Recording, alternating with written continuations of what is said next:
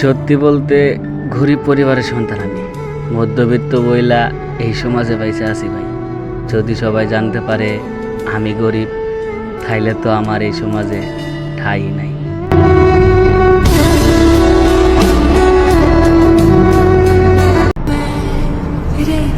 আম্মা, তোমার ছেলেকে যারা অপদার্থ বলছিল তুমি তাদেরকে বইলা দিও, এখন তোমার ছেলে প্রতি মাসে যে টাকা ইনকাম করবে তাদের 1 বছরের সমান হবে।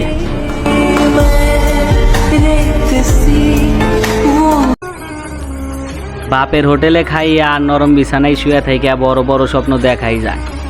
একবার কর্মজীবনে আইসা দেখো বাইচা থাকা কতটা কঠিন।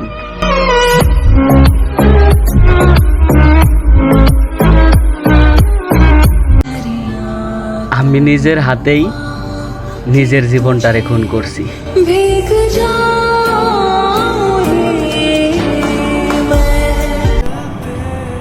ও আল্লাহ, দাও না একটা অলৌকিক শক্তি আমারে, যাতে এই দূর প্রবাস ছাইরা খুব সহজে যাইতে পারি আমার মায়ের কাছে।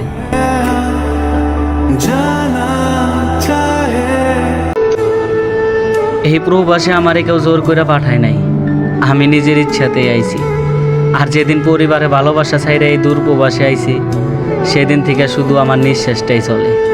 আমি তো ওই দিনই মারা গেছি।